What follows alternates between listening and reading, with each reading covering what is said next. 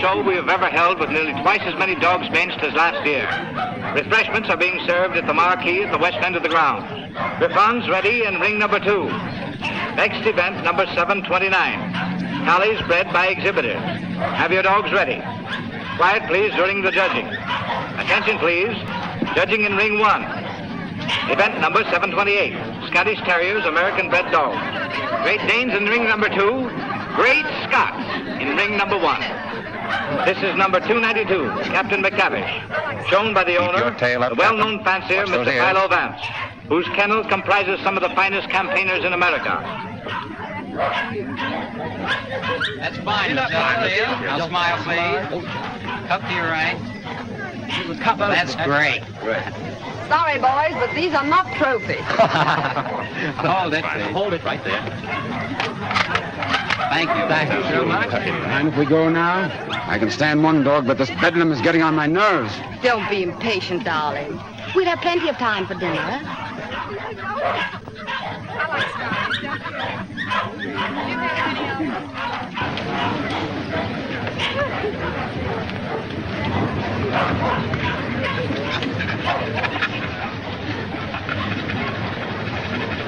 Hold it, 2.5. Show. Event number 728. The blue ribbon won by Gillespie of Heatherstone. Dundee Deviler is runner-up, and Midlothian Gentleman receives the special. Better luck next time, Mr. Vance. Don't be downhearted, Captain. You're still champion with me. Maybe we'll have better luck in Italy, huh? Tough luck, Vance. I was hoping to have the pleasure of beating you tomorrow. Oh, thank you very much, Mr. Cole. Perhaps you'll get stiffer competition from Sir Thomas MacDonald. Perhaps. Want to borrow Misty Morn for a second? But, Miss May, you know Mr. Hart, you don't want Eamon to bully his dog. Come along and protect him if you like.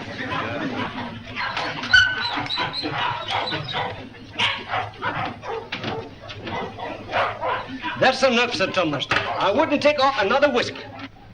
I think you're right, Sandy. Get ready. Hold it. Thanks. There you are, Gilly, laddie. Hello, Hilda. Hello, Tom. Well, what's the idea? Thought we'd do a little private judging. I don't imagine your uncle would particularly approve of this. I'm sure he wouldn't. Hold him a minute, Sandy. Let's take a good look at him. All right. Come on, I'll see. Whip your tail.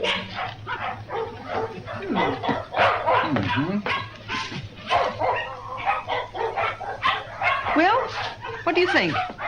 I think it's a pretty close thing. But I'm not worried. Eh, Sandy? I think you're better safe, sir. Here we are, sir. What the devil do you think you're doing, Hilda? Well, How do you do? How do you do, sir? I just wanted to prove that you're going to lose money to Tom when these two get into the ring tomorrow. And have you proved it to your satisfaction? So much so that I want you to loan me $1,000 to place on Gilly. Hilda. That's cheek for you. Wants to bet against me with $1,000 of my own money. I wasn't asking you for your money. I merely want you to loan me some of mine. As long as I control the purse strings, you're not going to do any betting against me. You'll be grateful that I've saved a few thousands of your fortune someday. But don't raise your hopes too high, Hilda. Bring that dog out here. I shouldn't let him worry you, my dear. You knew how I hate him, Tom. Things he's done to me. I despise him. Darling. Now, let's see. Where did I put that? Ah, here it is. Unsolved murders. You know, I almost forgot it. I wouldn't have been able to sleep a wink tonight, wondering who murdered who and why. How any intelligent man can read that drivel is beyond me, Brisbane. What time does that Chicago train go? 5 o'clock. Well, it's 4:15. Oh, you've got plenty of time. Yes, I know, but I want to get out of here before Archie gets home. Good afternoon, sir. Afternoon. Is my brother at home? Yes, sir. He's upstairs. Sir. Tell him I want to see him. Yes, sir.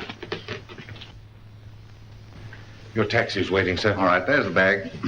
Did you get those reservations? Yes, sir. And Mr. Archer told me to tell you he wants to see you, sir. Oh, he did, eh? You tell him I don't want to see him. Tell him I said so. In those words, sir? Exactly. Unless you can think of something stronger. Yes, sir. Of course,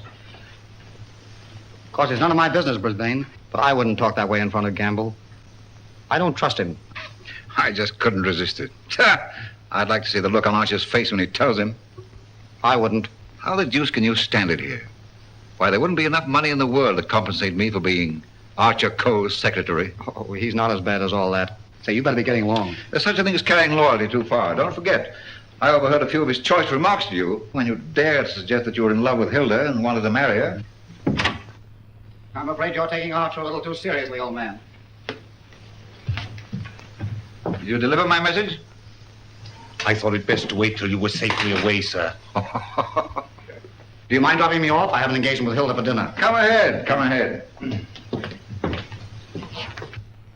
All aboard!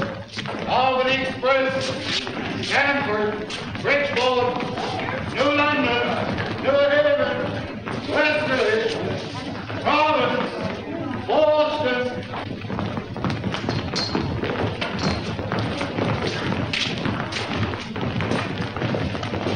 Here is Sir Thomas MacDonald New.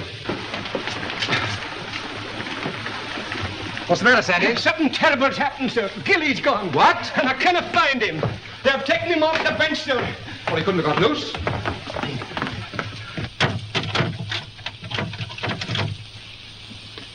He didn't break that lock himself either. I haven't been away from that dog for 10 minutes all day, sir. I just went into the restaurant to get a wee sandwich, and when I come back, he was gone. Sir Thomas? Yes? I think we found him, sir. Where? Out in the alley, sir.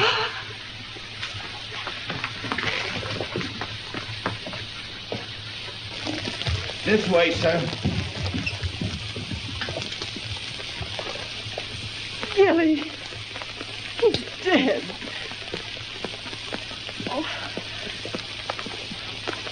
I'll kill the man who did this.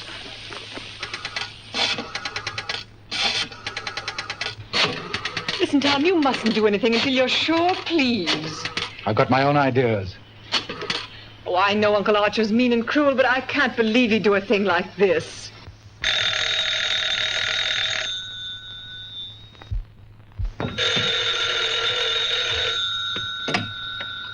Hello? I'm sorry, but Mr. Archer Coe isn't here. Your dog dead? Well, I'm terribly sorry. I'll try to locate him at once.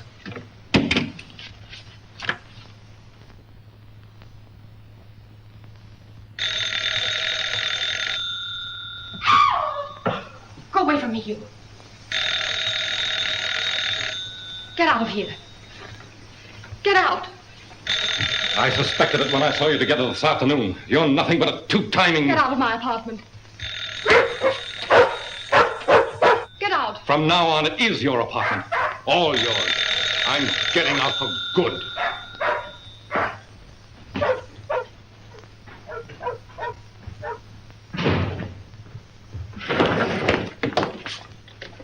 Ah, Mr. Coe. My dear friend, Yes, I see you are. Pardon? Yeah. Oh, I am, how do you say it, tanto allegro. I came to see you. I have received a cable from Milan authorizing me to complete the deal for your Chinese collection and confirming the price of $117,000. Means decorations and all that sort of thing from a very grateful government, I suppose. Oh, un momento. But it's no good now, of course. I've changed my mind. Oh, but you have promised me. You can't go back on your word. What will I tell my people? What will I say? Pity you didn't think of this before. You might have been a little more discreet, eh, Grassy? But you have signed a contract with me. Too bad for you. It's still at my home, in my safe. Oh, but you will. Most certainly destroy it. Tonight. I'll tell you what I'll do. I'll give you Miss Delafield. For nothing.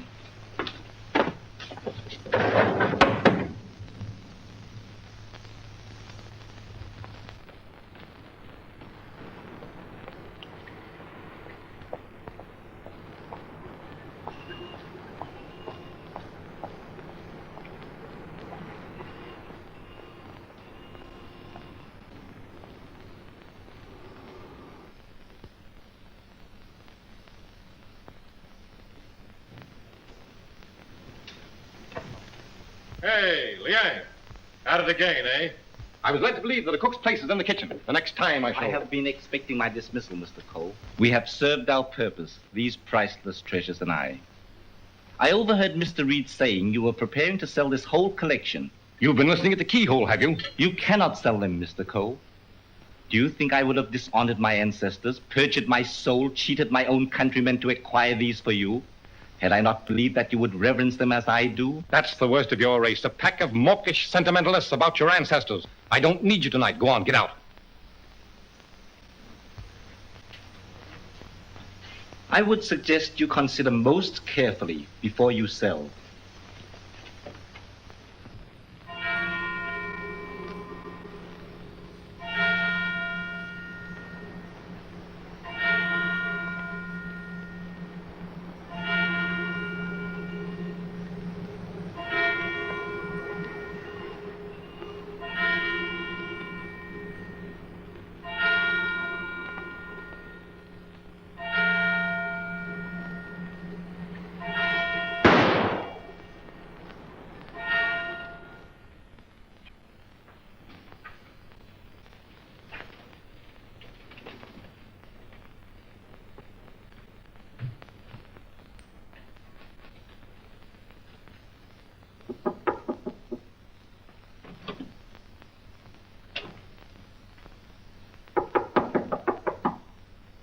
Cole. Mr. Cole.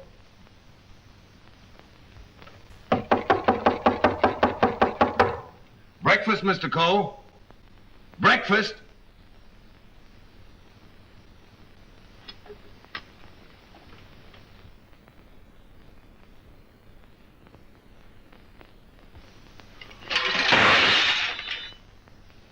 Mr. Reed! Mr. Reed! Mr. Reed! What is it, Campbell? Mr. Cole, Mr. Archer Cole has killed himself. Killed himself? When? How? He's sitting in there like, and the door's bolted. You're positive? Yes, sir. In his bedroom. Phone the police. Yes, sir.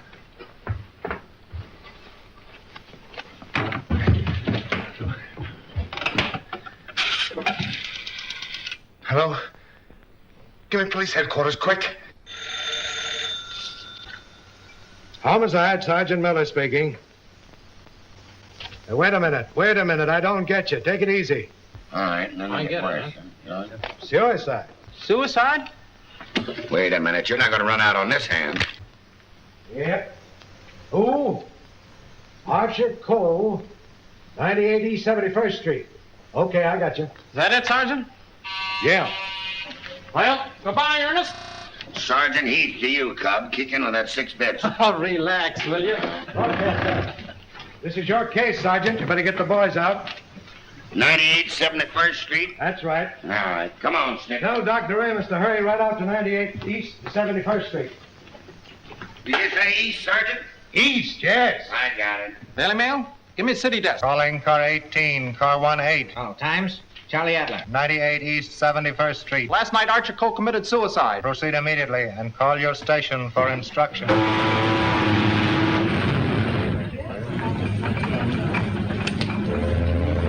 Fair and warmer with light to moderate winds for New York vicinity today and tomorrow. Yes, sir. And now for the latest news flashes. Archer Cole, the well-known sportsman and collector, committed suicide last night at his home, 98 East 71st Street. His body was discovered by the butler at 8 this morning when he took up a breakfast tray. No reason has been advanced for this action as Mr. Cole was in excellent health and had no financial trouble. No news has been received for the crew of the... Is the land phone still connected? Yes, sir. But it will be disconnected in about 2 minutes, sir. I see.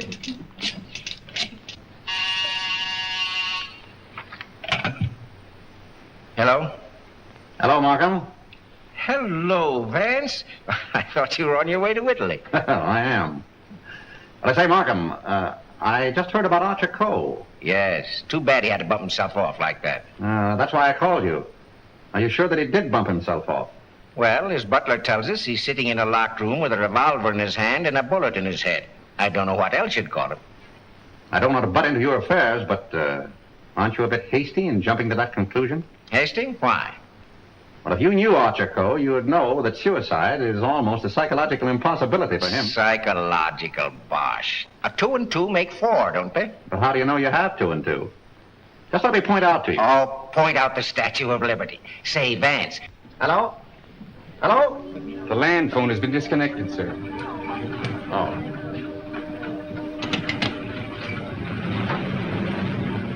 Will you have my luggage brought up? Yes, sir. Steward, Just have them send it ashore. I've decided not to sail. Sir?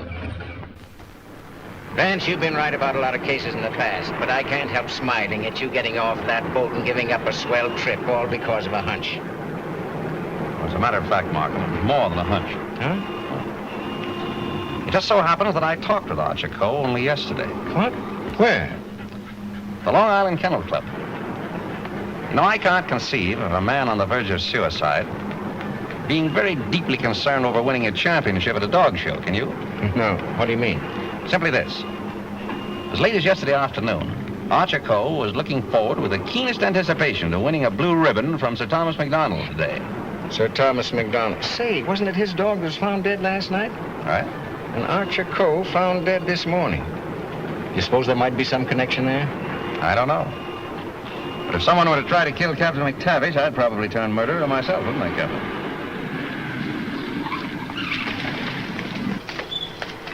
Hello, Mr. Markham. I got your message to hold everything up. What's the idea? Hello, Mr. Vance. Good morning, Sergeant. Well, it's been a long time. Several years. I might have known it would be you, the world's champion troubleshooter. Come on, boys. Come inside. Well, Chief, this is another just open and shut case. Mr. Reed, the secretary. This is Gamble, the butler. Yes, sir. Mr. Markham, the district attorney. How do you do, sir? And, Mr. Vance. How do you do? How do you do? Everything just as it was? Well, they said they haven't touched anything. We thought it best to leave everything intact, sir. Good. Where's the room? Upstairs. This way, please.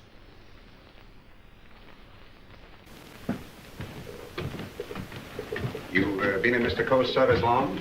About 3 months, sir. And before that? Why, unfortunately, I was unemployed, sir. This is it, sir.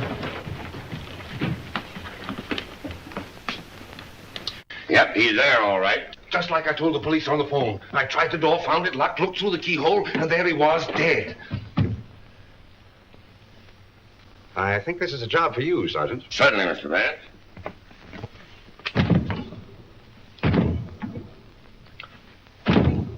Well, Hennessy, what are you standing there for? Your health? This takes beef. All right.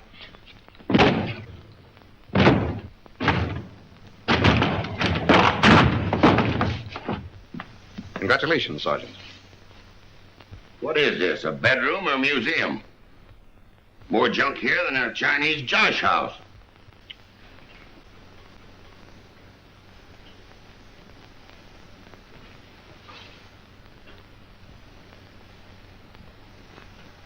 I trust I did the right thing, sir, by not breaking down the door. I realized I could be of no help to him. Oh, he's been quite dead for hours. Bumped himself off, that's plain enough. Certainly looks that way, Vance. I'm afraid your trip was spoiled for nothing. I think not, Markham. This may prove far more interesting than a trip to Europe.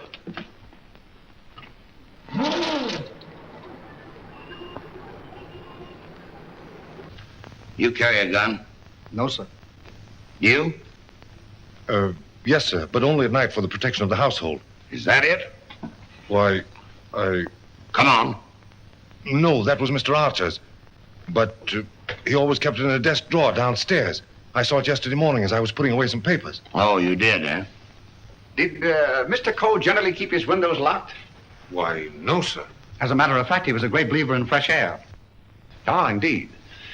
I wonder if these gentlemen would mind waiting downstairs. Why, certainly not. I'm sorry we had to damage your door. That's quite all right. It's easily repaired. I'll have it attended to at once, sir. Hennessy, see that no one leaves the house without my permission. All right. It's as plain as a nose on your face. This guy locked himself in here and blew out his brains. I wish I could agree with you, Sergeant. How the devil could it be anything but suicide? It was all very well for you to theorize before we got here, Vance. But now that you've seen this, and there are no signs of a struggle... And the door bolted on the inside, and no means of entrance to the room... Ah, no other means of entrance. How right you are, Sergeant. But we can hardly call a second-story window a means of entrance. And nothing here that even a human fly could crawl on. So why should Archer Coe lock his windows? Particularly if he was a fresh air enthusiast. I'm afraid your reasoning is not altogether convincing. Well, perhaps so, but Doesn't it strike you as rather odd that a man should suddenly decide to commit suicide while changing from his street clothes to pajamas? Well, why not? A man debating suicide might get partially undressed and walk up and down for hours trying to make up his mind. Yes, he might walk up and down for hours, but not with one shoe half off. No, Markham. Something stopped him as he was removing that shoe. This was supposed to suggest suicide, but someone miscalculated. But you can't get away from that bolted door. I wish I could. The way you figure it out, the man was murdered. As soon as the killer is gone, he gets up, goes and bolts the door, plants himself in a comfortable chair with a loaded gun in his hand to suggest suicide. That's a swell theory.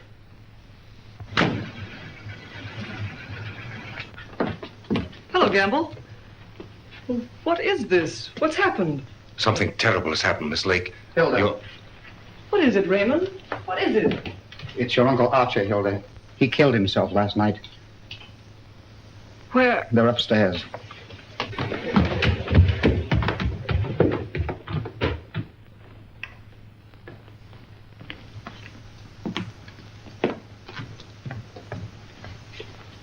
Hey, don't touch that body, miss. Oh, Mr. Vance. Well, how do you do, Miss Lake? This is Mr. Markham, the district attorney. How do you do? Miss Lake, his Co's niece. I'm sorry, Miss Lake, but you mustn't touch anything until the medical examiner arrives. It's against regulation. Is it also against regulations to tell me what's happened? We arrived only a few moments ago. We found your uncle as you see him. It has every appearance of suicide. I doubt it. Do you know of anyone who would have reason to kill your uncle?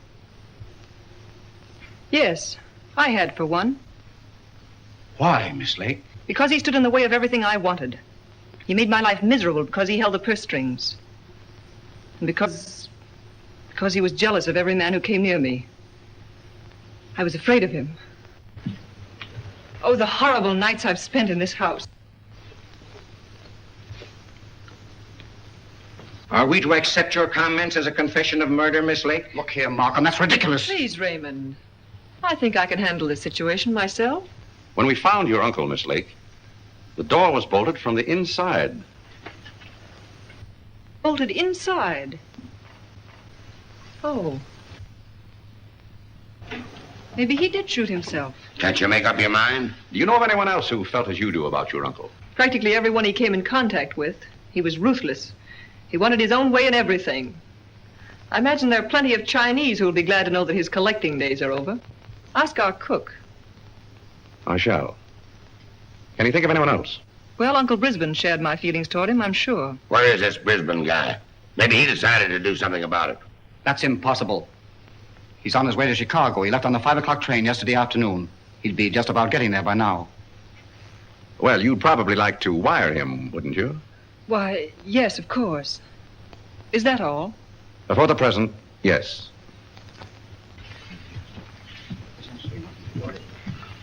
Suppose we check up on Uncle Brisbane on that Chicago train. Won't take me but a minute.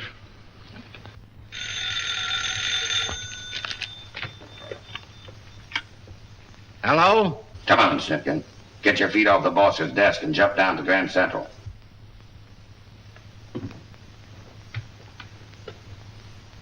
All right, I get you.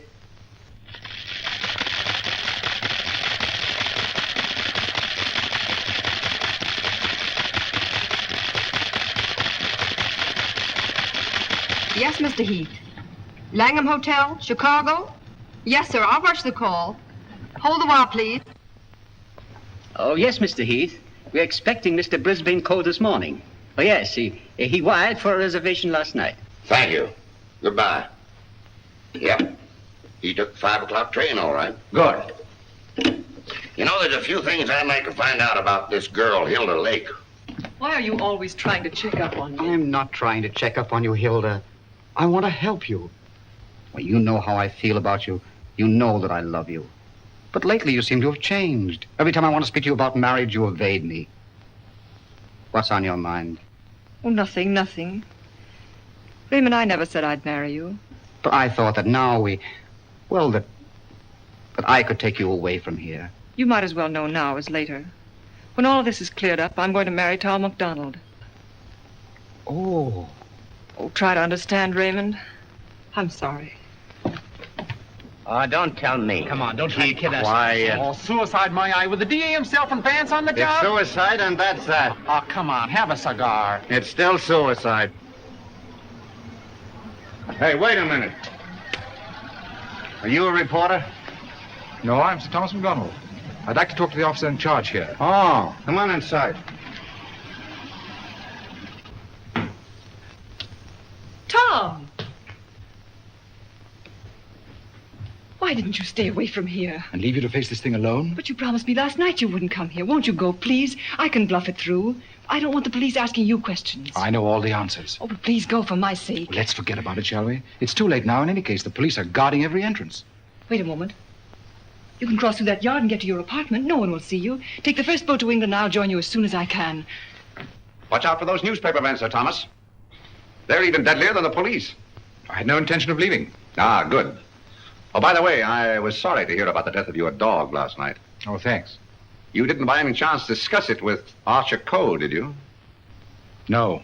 If I had, I might have killed him. Well, did you? That's your problem. Yeah, man, I want to see. Any news, Doctor? How about a statement Give now? me a chance. Oh, wait a minute. I'm a doctor, not a magician. Almost full and funny. Go on now, scram. All right, now Wait a minute. Got to get in here. Hello, Doc. Hello, Kelsey. Where have you been? Haven't seen you for a long time. Working hard. What kept you so long? Did you walk all the way? You always pick on me at mealtime. I was in the middle of cakes and sausage. What have you got? Just plain suicide. This guy locked himself in the room, bumped himself off. Suicide. Then why didn't you let me finish my breakfast? Hello, Doc. Hello, Markham. All you need is an order to remove the body. If you told me that over the phone, I could have sent my assistant. Mr. Markham told me to phone you personally. Don't crab at me about it. I'll give you the approximate hour of the death, if you want it. That's big-hearted of you, Doc. And the routine autopsy, we can do tomorrow, as it's just a case of suicide. Why do you jump to that conclusion, Doctor? I know a dead man when I see one. Besides, the door was bolted. I know, the door was bolted from the inside. But what about the body? Hadn't you better have a look at it? I was going to. I'm a doctor, not a detective. This man is dead with a bullet hole in his right temple. He's holding a gun in his right hand. Just the kind of wound that might have been self-inflicted. The position is natural, and the door was locked on the inside.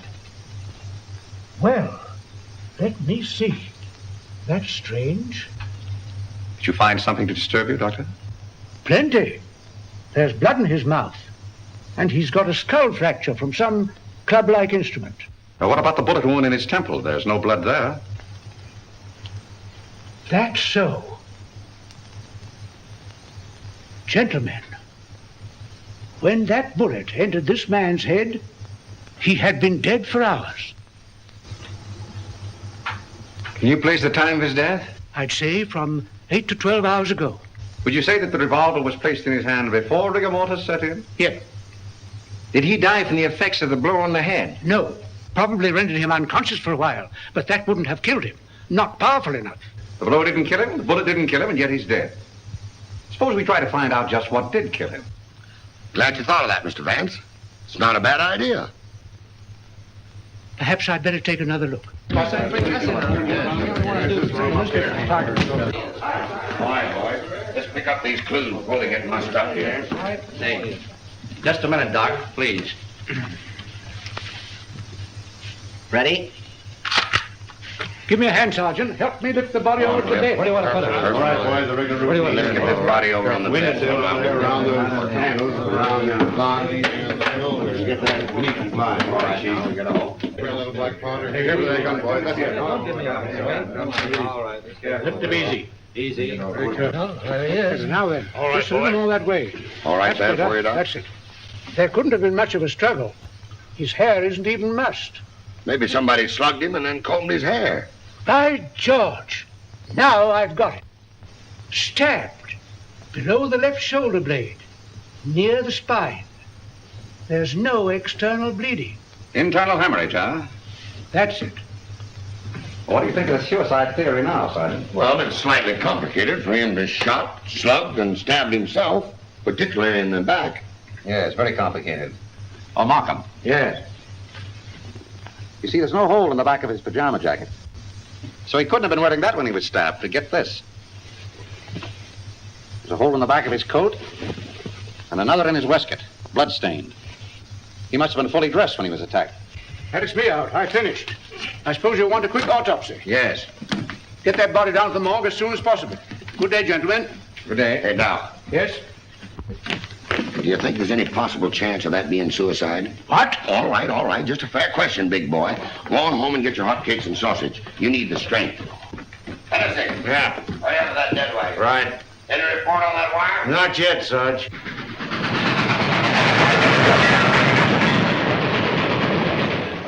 Send a wire to this guy Markham, 98 East 71st Street, New York City, and tell him, Brisbane Co. not aboard this train. Wallace, conductor, train number 7. Sit down.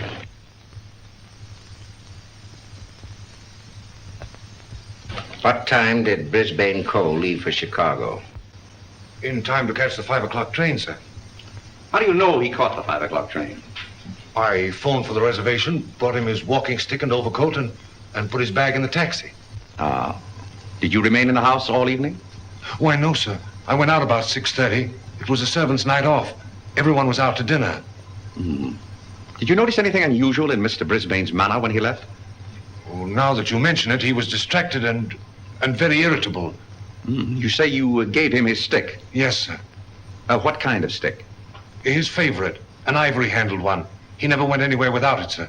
You're quite sure he took that particular stick with him? Positive. I handed it to him myself, sir. Did you see him when he returned here last evening? Returned? Yes. I didn't know he had returned, sir. Then whose ivory-headed stick is that hanging over that chair in the hall? I don't know, sir. I swear I don't know. Sit down. Steady, Gamble, steady. Is this it? Is it?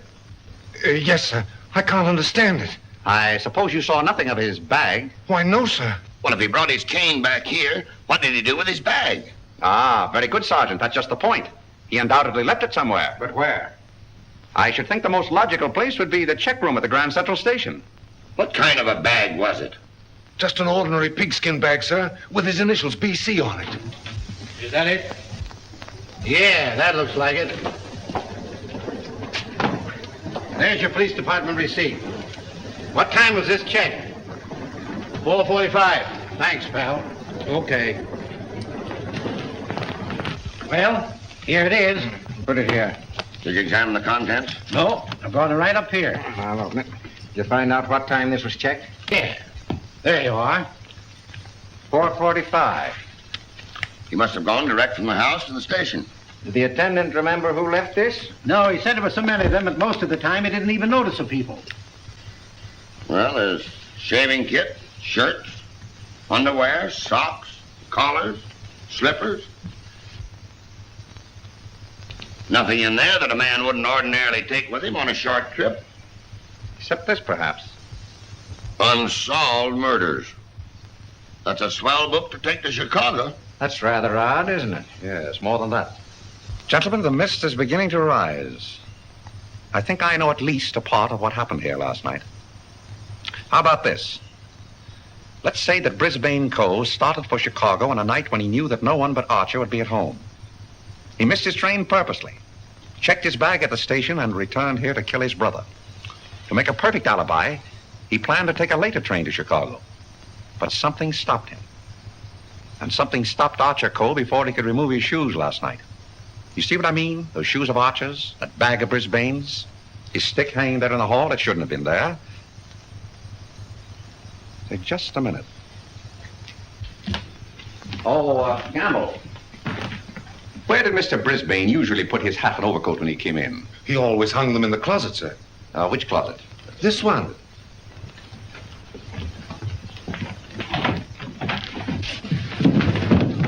Oh!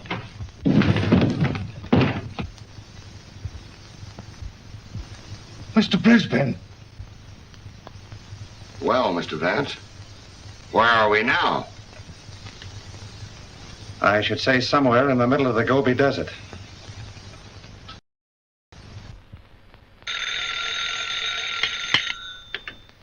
Hello. What? Again? I'm right in the middle of my lunch. First you interfere with my breakfast, then you ruin my lunch. Don't you boys ever eat? No, I'm on a diet. Oh, all right.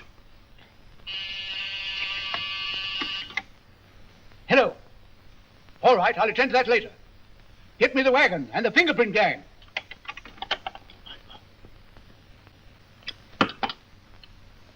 Just a minute, fellas. One side, please. Just a moment, please. Ready? That's all. All right, go ahead. Here. He's been dead for hours. And me thinking all the time he was playing possum. Well, there are too many people in the world anyway. Mr. Vance, this is just ordinary junk. I'm afraid so. And I'd rather hope for something important. Which one of the two victims died first, Godfrey? Archer Coe, I think. This one a little later. And the weapon? The same, sharp and narrow. Second, tag and list these. I think I better fingerprint everything inside and outside here. Right, Captain. Hennessy. Yes. Look for a sharp, narrow weapon. Right. Found something? Why, it looks like fishing tackle. It's tackle, all right, but not fishing. Markham, we're dealing with a shrewd brain. The technique of this crime was very cleverly worked out. But something went wrong. Sergeant, here's your order for the removal of the body. Thanks, Doc. So long. I want food. Well, nobody's stopping you. And if you've got any more corpses, bring them out now, will you? I can't be running up and down here all day. What do you mean running up and down all day with that swell car the city gave you? Oh. Nothing upsets the doctor.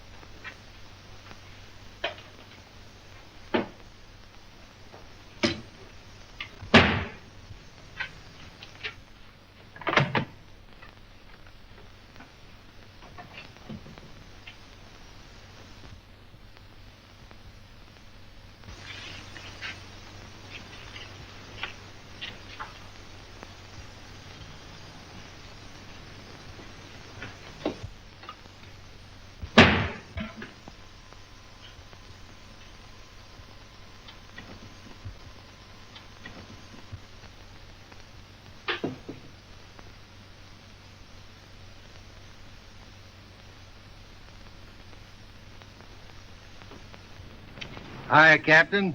Going in to take charge? Well, if you hurry up and solve this case, maybe I can go home. Come on. I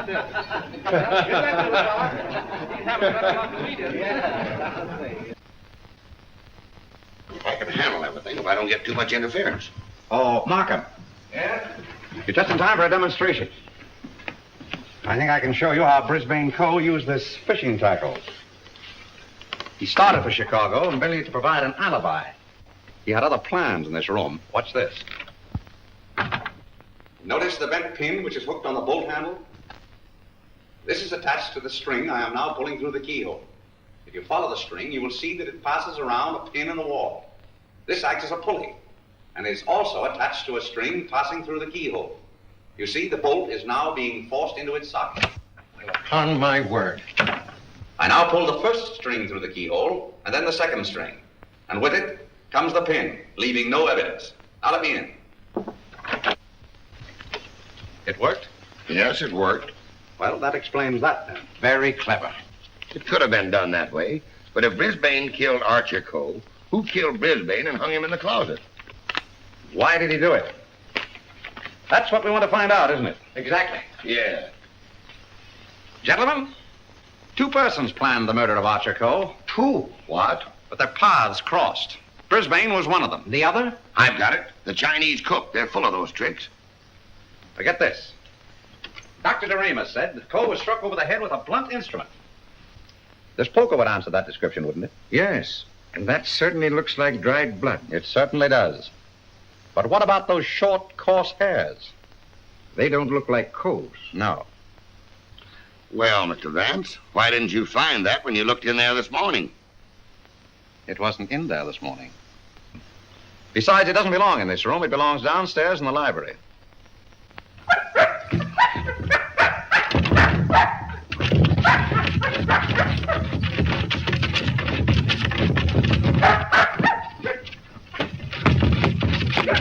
That you, Captain? What's the matter with you? What is it, Captain? What is it, Captain? You're all down there?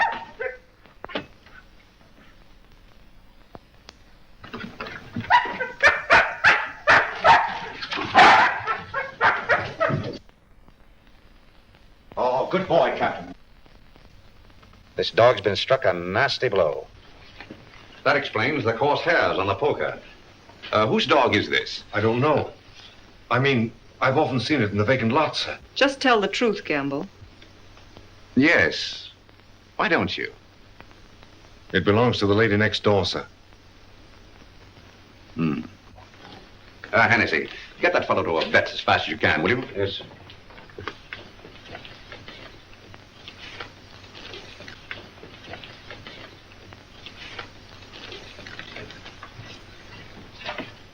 Now, Gamble, let's have the name of the lady next door. Doris Delafield. Yes, I'm Miss Delafield. Won't you sit down, gentlemen? Thank you. I'm sorry I didn't win you a trophy at the dog show. You're quite a fancier, aren't you? Yes, somewhat. I'm interested in one of your dogs, the Doberman. You mean Figaro? I wonder if I could have a look at him. I'm terribly sorry. You know, he slipped his leash last night and ran away. I've notified the police. My maid's been scouring the neighborhood trying to find him. Well, did she inquire at Mr. Coe's house next door? Well, I don't know. You and Mr. Coe have been good friends, haven't you? I know him. Why? Your dog was found in his house this morning, badly wounded. What? Have you any idea how he got there? No. Do you suppose he would follow someone into the house? Well, I hardly think...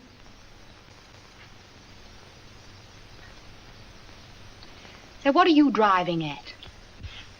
Mr. Archer Coe and his brother were murdered last night. Murdered? I was afraid that... Just a moment. Hello. Is that Miss Doris Delafield's apartment? Would you please tell Miss Delafield that we couldn't get the reservations for her and Mr. Grassy on A deck, and ask her if B deck would be satisfactory? Miss Delafield will not be sailing. You can cancel a reservation for them both. Both? Do you mind telling me whom the other reservation was for? I refuse to answer that question. Would it be Mr. Grossi? But I am Mr. Grossi. And if I didn't cancel those reservations, who did? What? Miss Delafield. Oh, no, she didn't. No, really, there's been a mistake. As soon as I can find out about this, I'll call you back.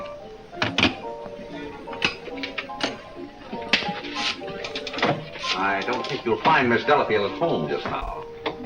And as for the cancellation of your steamship reservations, we regret very much that it was necessary. Who are you? This is Mr. Markham, the district attorney. Oh, I'm honored, but I'm afraid I don't quite understand. It's about this. As a matter of fact, Mr. Coe didn't commit suicide. He was murdered. Murdered? Would you mind coming along with us? Just a little matter of comparing fingerprints. No, not in the least.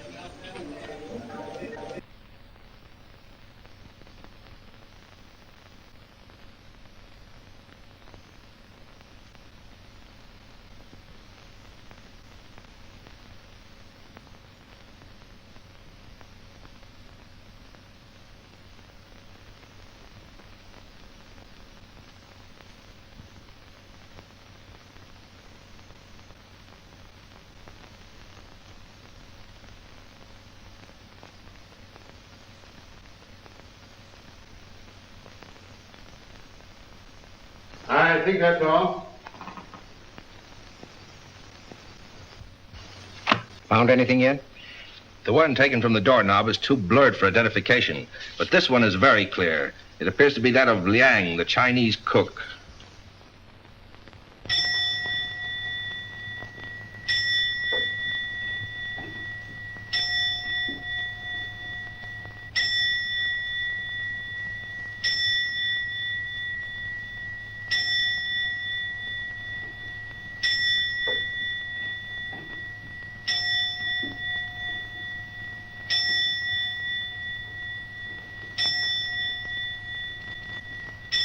Any luck? No, not yet. Well, it must be here somewhere. I'm positive that the dagger that killed the Coles belongs in that sheath. Tired, Markham? No.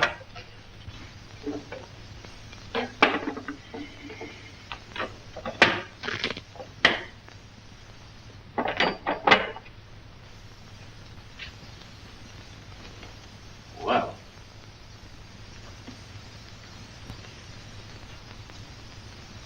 That's strange. What is it?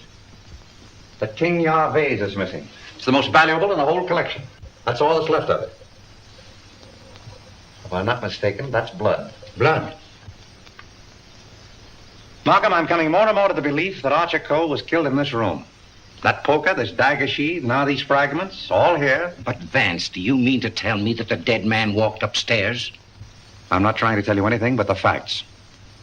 It's the most remarkable case in my experience.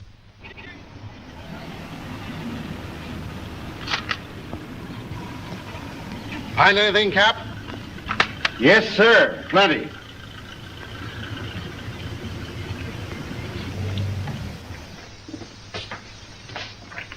Oh, Mr. Reed. Oh, yes, Mr. Vance. Would you step in for a moment, please?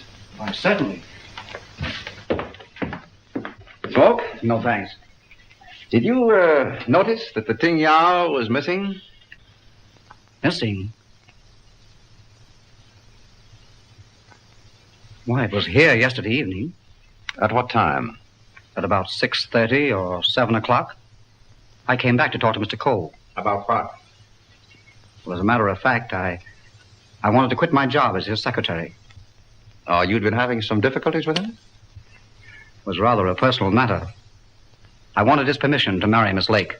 What did he say to that? He ordered me out. You went? Yes. Where? I went to find Miss Lake. I thought she was at the Kennel Club, but I had a puncture on the way, so it was rather late when I got there.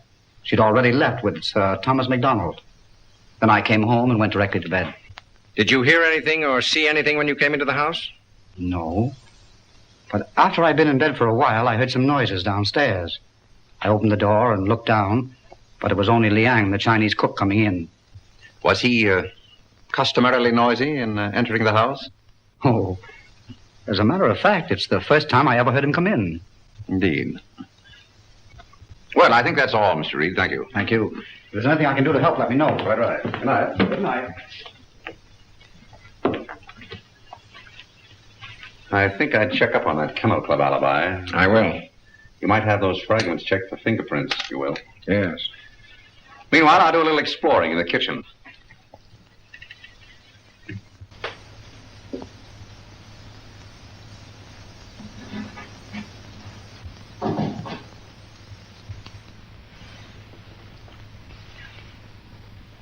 Why, Mr. Vance, I thought... Get Markham.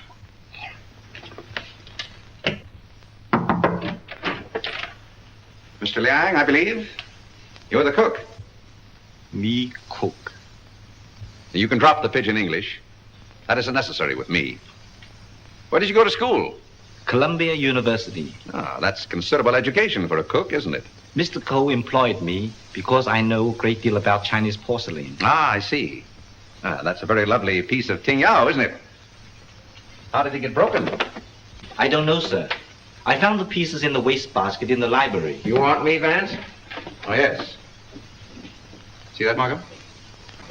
More blood spots on the inside. Apparently, the murderer dropped the dagger in here to hide it, but he dropped it too hard and the vase broke. When did you find these pieces? This morning. This morning? You're sure it wasn't last night, about 8 o'clock, let us say? No, sir. I did not get in until after midnight. I'm sure Mr. Reed or Mr. Gamble will tell you that. What time did you find the poker? The poker? Yes, the poker. The one you hid in the Chinese chest in Mr. Archer's room this afternoon. But I don't know what you mean. Oh, yes, you do. I was behind the door in that room when you hid it. Let me handle this, Mr. Vance. Are you going to talk? Or do I have to make you? Wait. I'll tell you the truth. Well, spit it out. When I returned to my room here about 8 o'clock last night... Ah, I thought so. I heard angry, muffled voices in the library. Then a dull sound as of someone falling. I stood at my door here and listened. Then I heard footsteps cross the kitchen and go out the back door. And then? I walked up the corridor, and everything was very quiet. I opened the library door and looked in. The furniture was overturned. The poker was there. The desk was disarranged, and the valuable Tengu vase was broken. I thought there must be something wrong, so I went upstairs and looked into Mr. Coe's bedroom. He was dead. Fearing that I might be suspected, I went back to the library and picked up the broken pieces of the vase, and together with the poker, I took them to my room. And knowing that you were alone in the house, you were afraid you might be suspected. So you hid the weapons and left. Yes, sir. You returned to the house about midnight and purposely made a lot of noise so as to establish your alibi. Is that right? Yes, sir. All right, then. Where'd you put the dagger? I did not find the dagger. Don't give me that. What did you do with it after you stuck it in Archer Coe's back? I've got it, Mr. Markham. Yes? What? Fingerprint on this broken fragment belongs to the Italian, Eduardo Grassi. Well, Mr. Vance, looks like somebody else miscalculated. Yep, it fits. Well, that doesn't prove anything. What about this?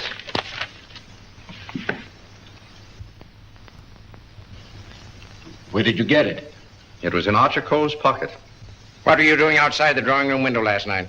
Why, I wanted to be sure that he was alone. Why? For weeks we had been negotiating for the sale of his collection to the museum at Milan.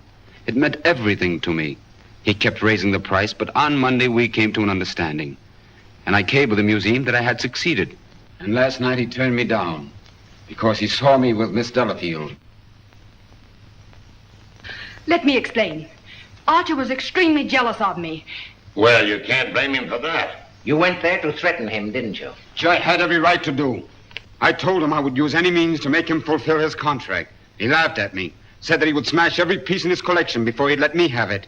So you picked up the poker and did a little smashing on your own account, eh? I did not. Let me have the fragment, will you? Thank you. You know how that was broken? Tignan vase?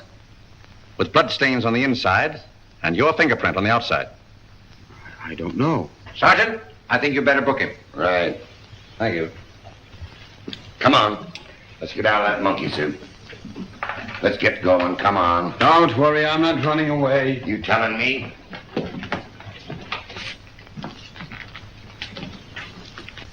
I suspected the Italian all along. Exactly.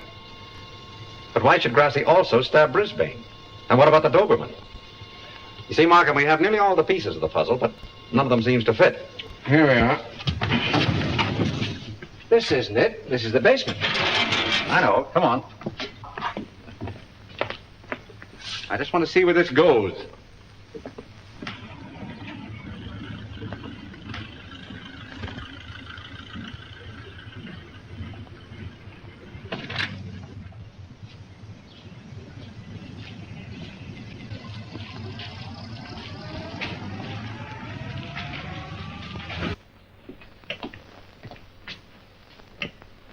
Good evening, sir.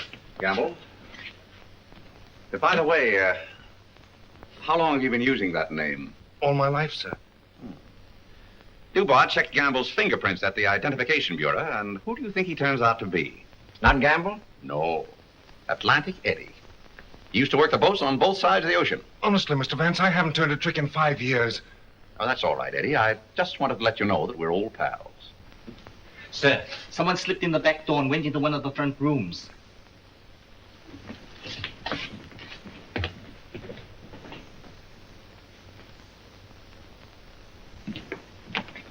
Well, Miss Delafield, Don't be surprised, gentlemen. I'm used to coming in here like this. you seem to know your way around here pretty well. As the district attorney, you're responsible for this case, aren't you? That's right. Well, I'm tired of detectives. I'm tired of being spied on. All you want to know is who killed Archer Coe, isn't it? Naturally. Well, I did. What? Yes. And there isn't a jury on earth will convict me when they hear my story. You don't believe me, do you? You were wondering this afternoon how my dog, Figaro, could get into this house. Well, he was following me. He was defending me when he was struck. Well, where did you kill Mr. Cole? In his bedroom. What kind of lipstick do you use? Lipstick? What's that got to do with it? Is that yours? Yes, that's mine. While I was struggling with Archer, my bag dropped on the floor and everything spilt out. Won't do, Miss Delafield. It's an old trick. It's not a trick. I didn't realize that you were so fond of Mr. Grassi. Mr. Grassi has nothing to do with it. Take me down to the station. I'll say nothing more until I get an attorney. Help! Help! Help! Help!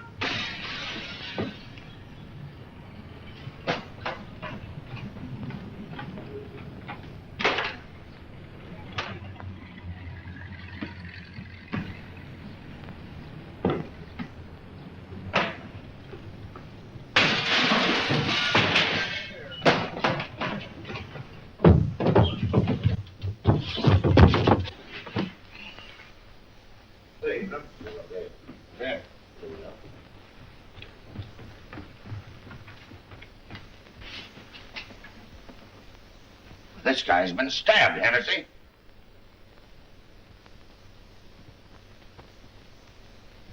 Is this it, Mr. Vance? Yes, that's it. Thank you very much. First you spoil my breakfast. Then you break up my lunch. Now you pull me out of bed in the middle of the night. And this fellow not even dead. Why don't you put that in your report, Doc? Of course, fingerprints would never pick up on that silk handle. But it fits perfectly. Where did you find it, Sergeant? Under the bed. Congratulations. That's all right, Mr. Vance. 3 crimes with the same weapon, Markham. Tom, what is it? What's happened? I don't know, dear. Somebody stabbed me. Is it serious, Doctor? Oh, no. I gave him 3 grains of sodium amytal to quiet his nerves. He'll be all right. I'd like to rent a room here till they finish this case. Poor darling. I wish I hadn't got you mixed up in all this. You shouldn't have come here. Let me see this through alone. Oh, I won't leave you. Can't we get away from here? We leave tomorrow. Together. Well, what do you think about it, Doc? Well, the thrust punctured the median basilic vein and caused a hemorrhage. Could the wound have been self-inflicted, Doctor? I'm the city butcher, not the detective. Don't bother me with any murders after 3 tomorrow. I'm going to the World Series. Hey, Doc, hold me the score between innings, will you? Get these people out of this. What are they waiting for? We just want to ask you a few questions, Sir Thomas. You say that when you were stabbed, you saw nothing, huh? That's right. It was dark. I heard a noise and jumped out of bed. Somebody threw a chair and just missed my head and struck the window. I shouted for help and ran towards the door. Then I felt a sharp pain in my arm as I lost consciousness. Knife by a ghost. That's a hot one. I think he done it himself. How dare you? That's not fair. Do you know anything about that? Where'd you find it? Under your bed. I never saw it before. Yeah. Like I never saw a pair of handcuffs. You've no right to question him now in this condition. Rather funny.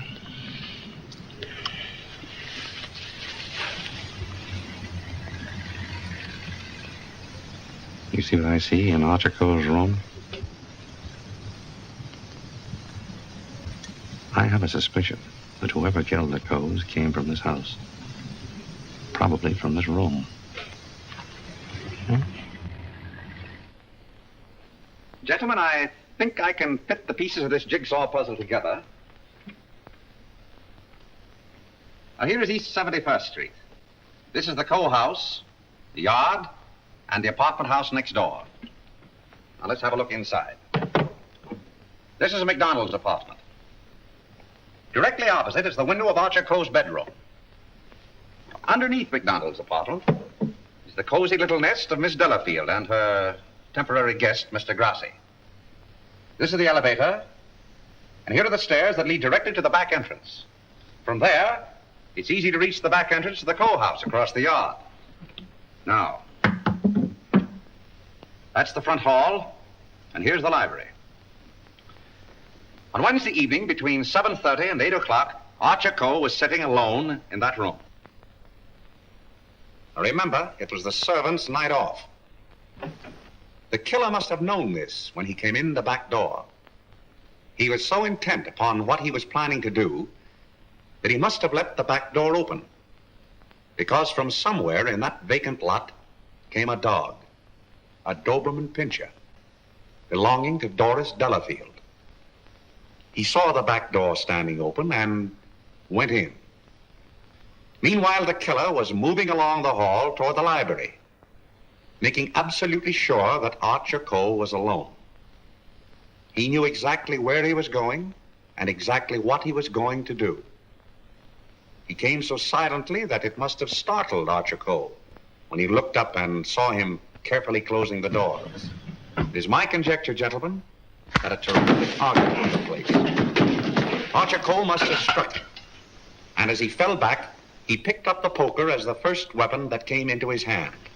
He struck Archer Coe on the head. Coe collapsed across the desk, his hands groping in the drawer of the desk for his gun. Then, in a blind rage of the moment, the killer saw a Chinese dagger. He seized it and stabbed Archer Coe in the back. Coe probably fell to the floor. Meantime, our Doberman Pinscher was coming closer and closer, probably attracted by the sound of the struggle in the library. As the killer opened the door to escape, he saw the Doberman Pinscher in the hall coming toward him. He again picked up the poker as the dog entered the room. True to the instinct of his breed, the dog sensed an enemy. He leaped. The killer struck, and the dog fell, badly wounded. Now he tried to hide the dagger in the Tingya vase. He dropped it too hard, and the porcelain broke into bits.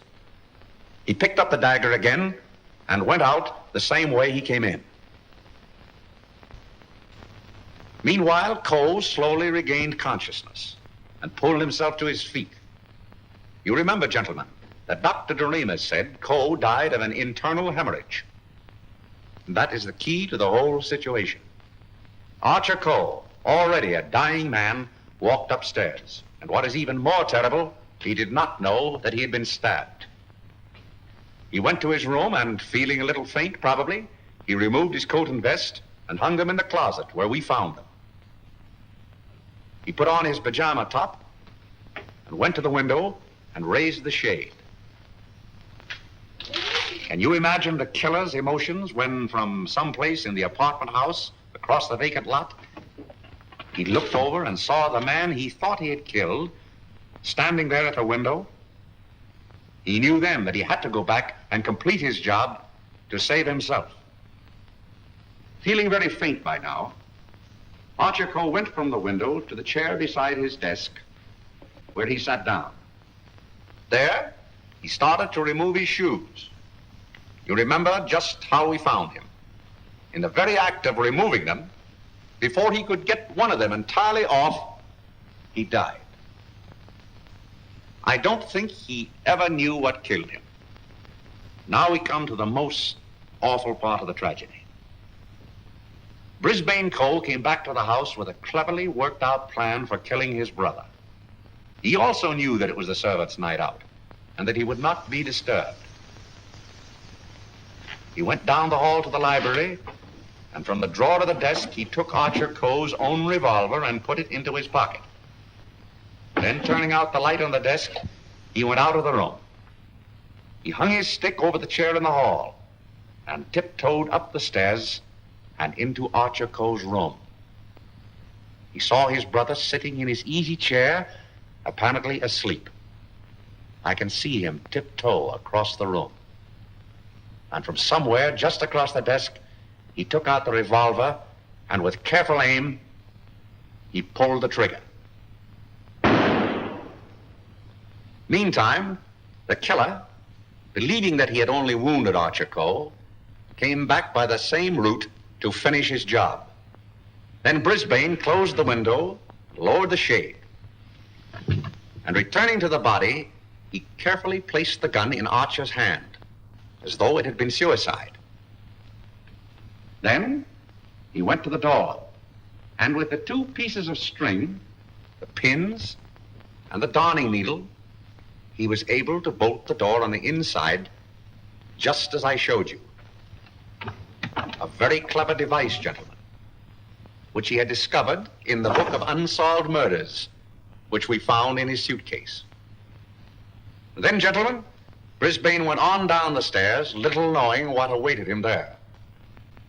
The killer mistook Brisbane for Archer Coe and drove the dagger into Brisbane's back. Then, to hide the body, he dragged it into the closet. I doubt if he even discovered his mistake until the next day. That's great. But who did all that? Well, you can search me. I'm going screwy. You can include me in that, Sergeant. Haven't you got any ideas at all, Vance? Markham, it's a maze of conflicting clues. Any one of 7 people might have done it. But we couldn't convict 7 people, Mr. Vance. You couldn't convict one with the evidence you've got. Gentlemen, I'm afraid we're completely stopped. Licked. I hate to admit it, but it looks that way. Vance, in all the years we've worked together, I never heard you say that before. I know. I'm sorry, Markham. Well, what are we going to do about it? I don't know. Are you sure you checked up on all the alibis? Every one of them. And you've gone over the fingerprint situation with your boy? Yes, sir. Well, we've slipped up somewhere, Sergeant. But there must be something that we can get our teeth into. Markham, I suggest that you dismiss this case. What? Dismiss it? Yes, turn all the suspects loose. I can just see all the newspapers in this town screaming for a new district attorney.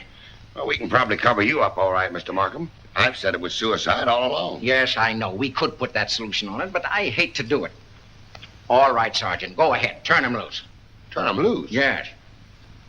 Well, Mr. Vance, this is once we're both stuck.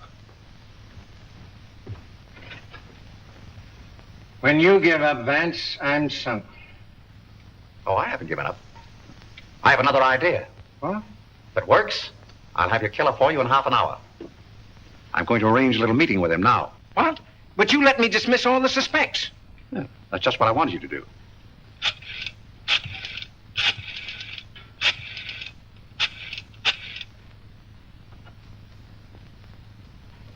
Hello? This is Mr. Vance. I hope I haven't disturbed you. See, I wondered if you'd do me a little favor. Mr. Markham? Yes. Can I see you a minute? That suicide story might work all right for Archer Coe, but I forgot all about Brisbane. Well, never mind about that now. Just release the suspects, as I told you. All right. That's it. Yes? That's right. At 4:30. And just get him into an argument. Oh, I'll have him with me. I'm depending on his instinct. That's right. Thanks. If we can catch him off his guard, I think he'll give himself away. Come on, Markham. We've got to get there before 4:25. Mr. Vance. They're in the library now. Oh, darling, let me help you. All right, Dorothy.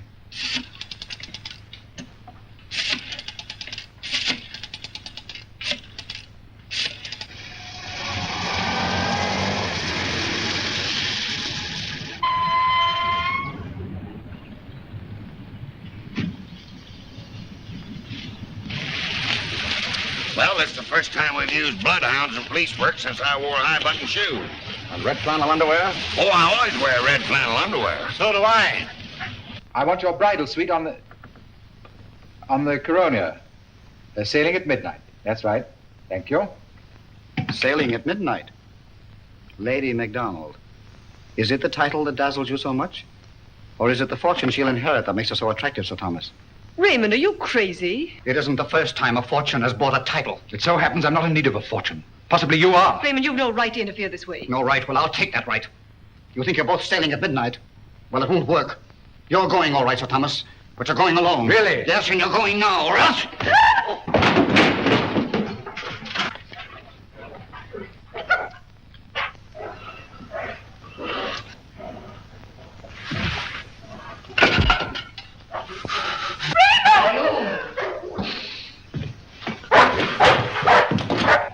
Ah, the poker again, huh?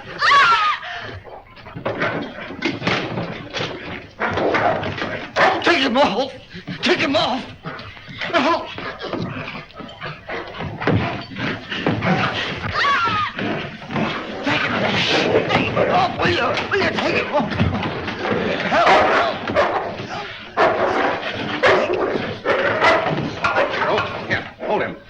did you kill Archer Cole? Why did you kill him? I didn't mean to kill him. But you did, eh? I tell you, I didn't mean to kill him. He struck me when I told him I wanted to marry Hilda. And I lost my head. I hit him with a poker. I don't remember anything after that. What about Brisbane? It was a terrible mistake. And McDonald? I still would kill him if I could. There's your man, Sergeant. You made a fatal mistake, Reed, when you reached for that poker. Somebody swiped my bracelets. You dropped them in the pantry. Oh. All right, Hennessy. Take down booking. I want to thank you very much for your cooperation. Not at all. It was Sir Thomas I telephoned from your office, Markham. He very cleverly helped us stage this little scene.